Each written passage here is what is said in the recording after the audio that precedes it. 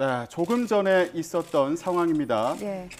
국회 본청에 있는 민주당 대표실에서 이재명 대표가 지금 들것에 실려서 나오고 있습니다. 구급대원들이 이재명 대표를 침대에 눕혀서 지금 구급차로 이동하고 있는 모습 보고 계십니다. 예, 아무래도 단식이 오랫동안 지속이 됐기 때문에 체온 유지가 좀 필요한 것으로 보여서 그 들것 안에서 이송대 안에서도 뭔가 이불을 기능을 할 수 있는 그런 걸로 이제 감싼 것으로 보이고요. 이재명 대표는 지금 눈을 감고 있습니다. 예, 지금 이재명 대표 말도 제대로 하지 못할 정도라고 하는데요.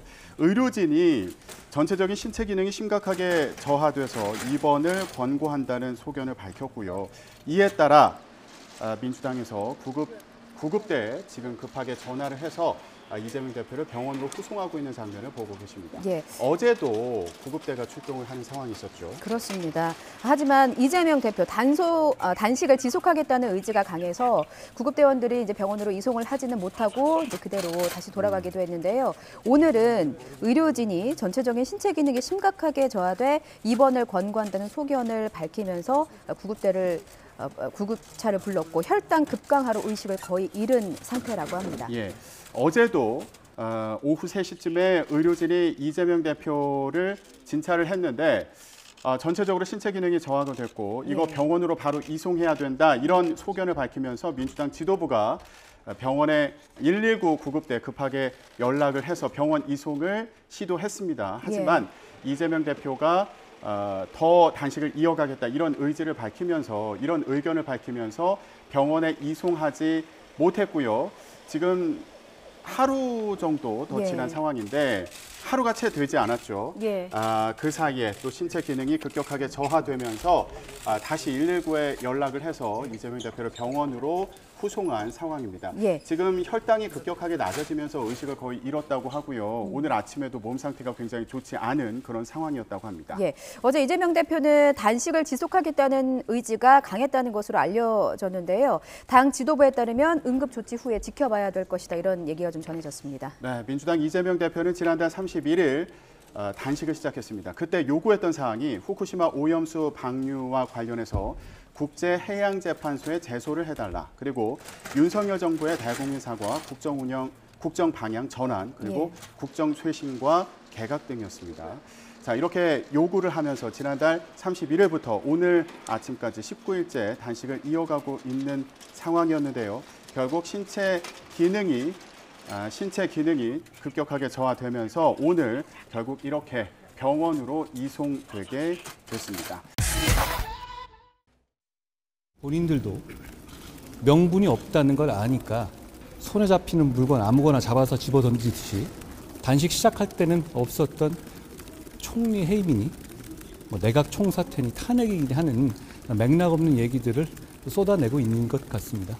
그런데 정작 국민들은 이거 왜 하는지 이 단식의 목적을 정확하게 알고 계실 거라고 생각합니다. 수사받던 피의자가 단식해서 자해한다고 해서 사법 시스템이 정지되는 선례가 만들어지면 안 된다고 생각합니다. 그러면 앞으로 잡범들도 다 이렇게 하지 않겠습니까? 지금처럼 소환 통보 받고 나서 시작하는 단식은 저도 처음 봤는데요.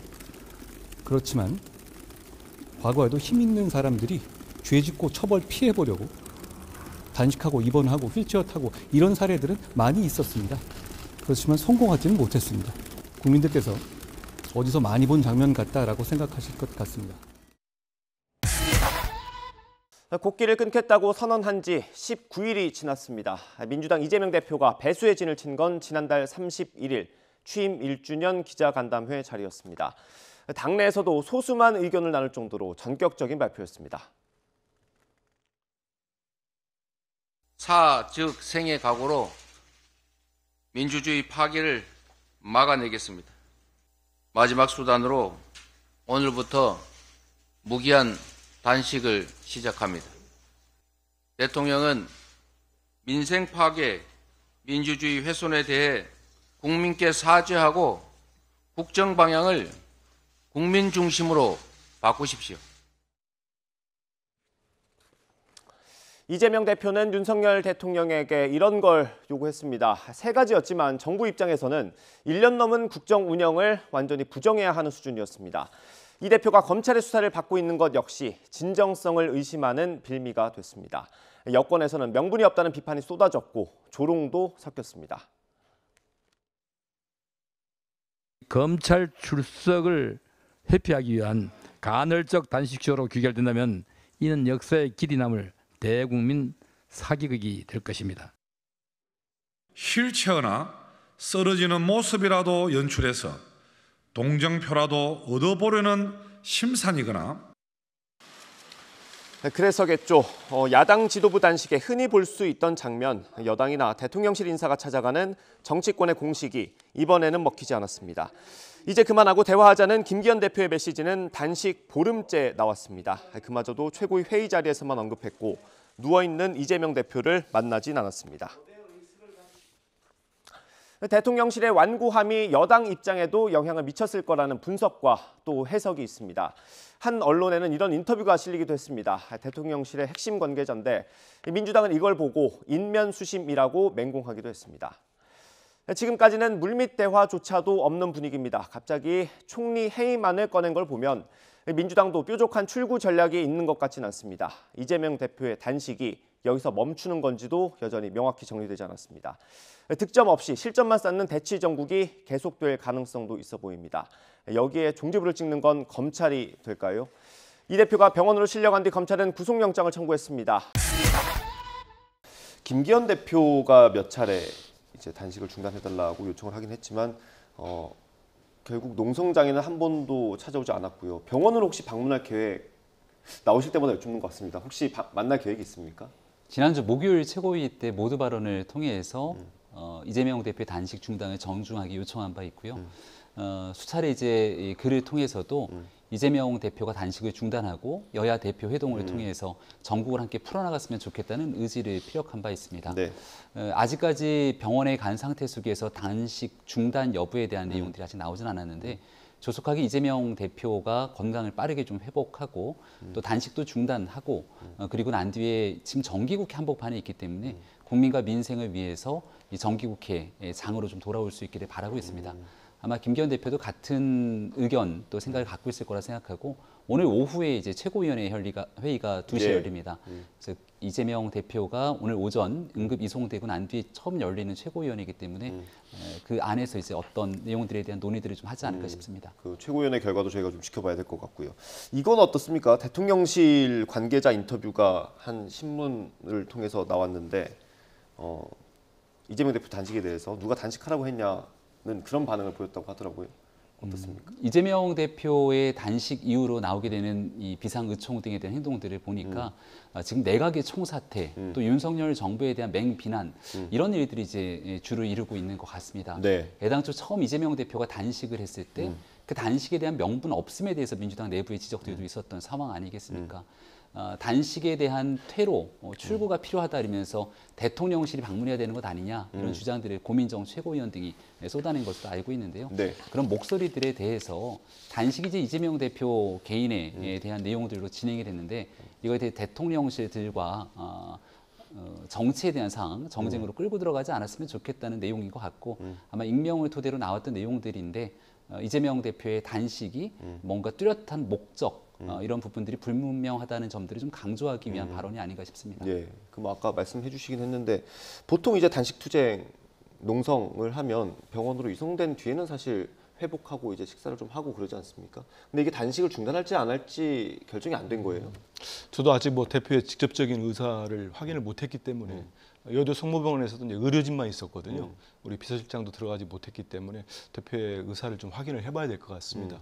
그런 상황이고 좀 전에 말씀하신 뭐 대통령실 핵심 관계자 그 얘기는 했는데 저는 그거는 아닌 것 같아요. 뭐 여야가 좀 나눠져서 정쟁을 할 수도 있고 서로 험한 말들을 주고 받아도 누가 단식하라고 했느냐 이런 말 할 수 있습니까? 그거는 분명히 잘못됐죠. 제가 이런 말씀 한번 드릴게요. 무슨 단식의 목적이 없습니까? 자, 이 기사 한번 제가 읽어봐 드릴게요. 조선일보 2019년 11월 21일자 기사입니다. 자유한국당 한교안 대표는 문재인 정부의 전면적인 국정기조 전환을 요구하며 무기한 단식 투쟁에 돌입했다. 이것도 그러면 그 국민의힘의 전신인데 명분 없습니까?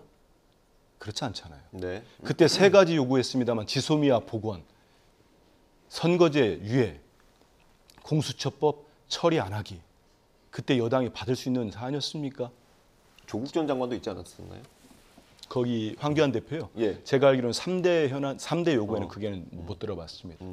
김성태 전 원내대표도 드루킹 특검을 요구했죠. 그럴 때 그러면 뭐 이걸 뭐 대통령실에 지금 와달라 저희들이 이렇게 무슨 부탁하는 게 아니고 그때 정부 여당이 어떻게 했습니까? 문재인 대통령은 강기정 정무수석을 매일 보냈습니다. 네. 그리고 이낙연 총리도 가고 노영민 비서실장도 갔습니다. 그리고 김성태 원내대표 할 때는 민주당의 아주 유력한 중진 의원이 물밑 협상을 했고 네. 당시 원내대표, 당대표 다 갔습니다.